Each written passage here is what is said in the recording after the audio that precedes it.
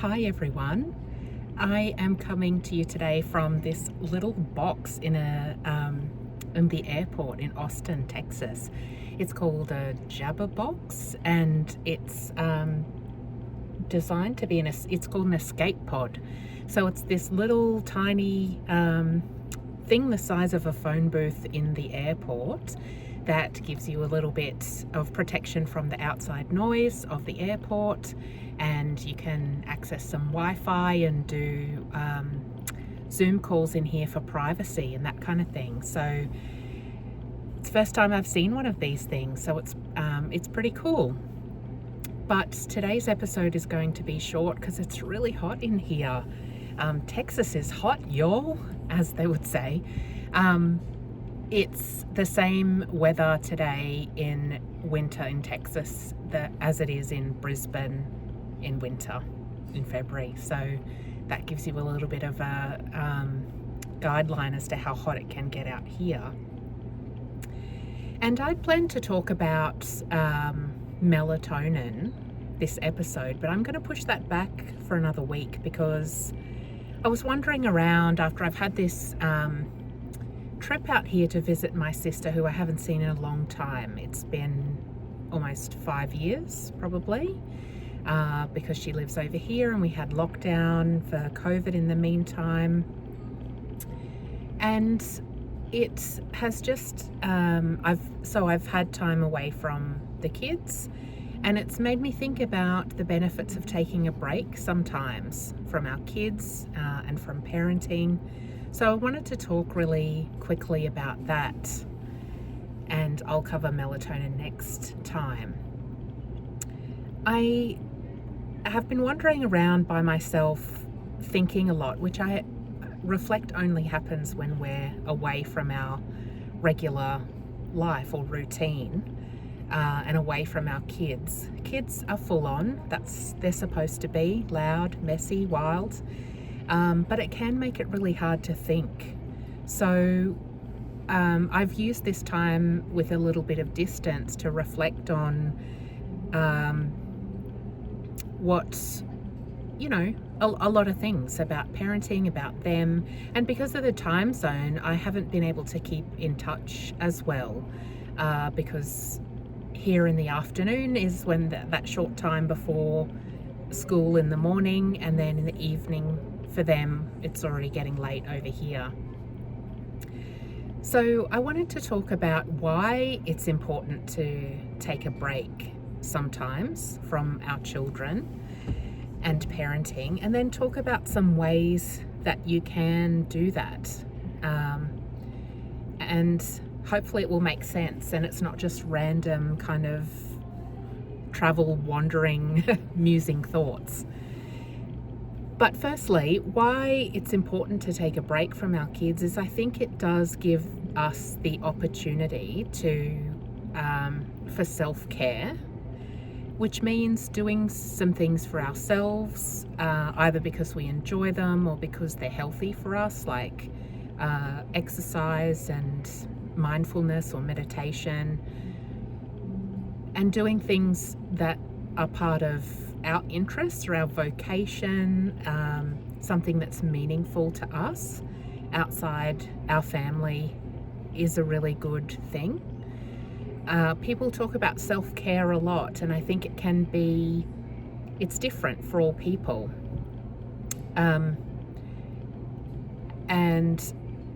But taking a break gives us the opportunity to do that. But I think it goes beyond that. It's not just self-care that we get from having a break, but it's more like self-regulation as well. It's being able to focus on our own needs and what we want, separate from our children, and that's what can regulate us. So that's where the things like exercise comes in, mindfulness, doing things like that, but also having space to think if that's what you want to do, having space when you don't have people touching you, if that's what feels good to you. So all of those things not only are self-care, but they contribute to our self-regulation as well. self-regulation is really important because we need to co-regulate our kids a lot of the time. And so that means keeping ourselves calm so that we can assist them to keep calm and solve their problems and that kind of thing. So it's really essential that we do that. The other thing that I think comes from taking a break is different perspective. And I know that just that physical distance, or maybe not seeing kids for a while, can put into perspective how you feel about them a bit differently. And without that kind of day-to-day stuff that happens from either, having to get the routine done and those constant demands or commands that sometimes we put on our kids, can help us focus a bit more on who they are as a person, and think about the things we love, the things we appreciate, and focus on all of that without having that kind of, what's the right word? It's almost like that, niggling thing that happens sometimes when you're trying to get somebody else to do all of those routine tasks. So having time away can give us, allow self-care, which then in turn leads to self-regulation. And it can give us a different perspective on our kids, who they are as a person, and, maybe valuing them as a human. Not that we don't every day, but you know what I mean. Without all that niggling day-to-day stuff, it's really a lot easier to see them for who they are. And so I'll talk at the end a little bit about, obviously we can't all go on holiday all the time to get a break from our kids. So I'll be asking some questions about what you might be able to do to put in place a little bit of that break. But first, I think there's a couple of different ways we can have a break from our kids. And one of it is physically. So we can physically move away, or not, have a holiday, whether it's a week away, a weekend, a day, a couple of hours. So we can physically create some distance between us and our kids, even if it's going for a walk for half an hour. The other thing is we can take a break by letting things go. I think this is a piece of advice I often talk to new parents about, because they worry a lot. People tell me a lot, parents, that they worry about knowing exactly, that they feel the pressure of that having to be consistent in discipline. And I get it, because, consistency does really make things easier. But I think the thing is, none of us are going to be perfect. And if you're aiming for most of the time, then that's enough. And this maybe gives you permission sometimes to let things go. And the way I do that often is if my kids have done something that I would usually pick up on, whether it's being rude to somebody or, actually my mum used to give this advice saying, is it a moral issue or a safety issue, or something else? If not, maybe you can let it go. And I think that's true. But I often will pretend I haven't seen my kids do it. I feel like if I've seen them and I start to say something, then I've really got to follow through. But if I don't pick them up on it, that's not something that they're seeing or learning from. So that gives me a little bit of distance in that moment. If I don't have the energy or, tenacity to fight and see it through, I'll let it go. And the last thing, I think, a way that we can have a break or move away from our kids is by trying to give up a little bit of control over them. So it's not just letting things go, but thinking about the idea that our kids are already a person and they're going to develop into the person they are going to be. And so for us to try to move away from controlling or engineering that, and just letting them blossom into who they are, which might not be what we've, imagined, but that's okay as well. I have been reading a book by Alison Gopnik called The Gardener and the Carpenter, I think, and it's talking about the idea in parenting that we can try to be a carpenter where we are following a plan we have to create something that we have the vision for, in the way that a carpenter might make a table, for example, versus another idea of being more like a gardener, and that our children are seeds that we can, or plants that we can foster and look after, but knowing that they will bloom and grow in their own way. And it's a really, really interesting perspective, and I will talk in more detail about other things I've learned from the book as well. But I think the idea of stepping back and knowing that you don't have to control how your kids are going to turn out and what they do is really freeing. It gives you a little bit of that space between,